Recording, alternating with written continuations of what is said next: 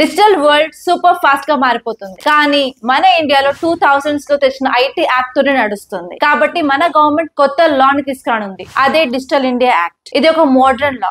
ఇది మన పాత ఐటీ యాక్ట్ ని రీప్లేస్ చేస్తుంది. Let us see what's new. First వచ్చేసి డేటా ప్రొటెక్షన్ అండ్ ప్రైవసీ. ఈ యాక్ట్ యొక్క మెయిన్ ఫోకస్ వచ్చేసి సిటిజన్స్ యొక్క డేటా ప్రొటెక్ట్ చేయడం and especially personal information misuse అవ్వకుండా కంపెనీ స్ట్రిక్ట్ రూల్స్ ఫాలో అవ్వాల్సి ఉంటుంది. సెకండ్ పాయింట్ వచ్చేసి ఆన్లైన్ సేఫ్టీ అండ్ మిస్యూజ్. మనం రోజు చూసే డీప్ ఫేక్స్, ఫేక్ న్యూస్, అలాగే ఏఐ మిస్యూజ్ ఇవన్నీ ఆపడానికి తీసుకున్న strict measures and especially social media platforms వీటికి అకౌంటబుల్ కూడా. థర్డ్ పాయింట్ వచ్చేసి children protection. Especially children under 18 years వాళ్ళ డేటా కలెక్ట్ చేయాలన్నప్పుడు compulsory parental consent is necessary.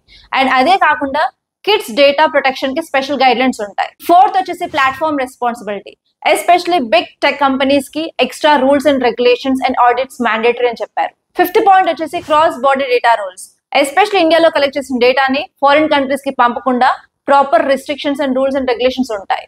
Sixth point వచ్చేసి ఇన్నోవేషన్ సపోర్ట్.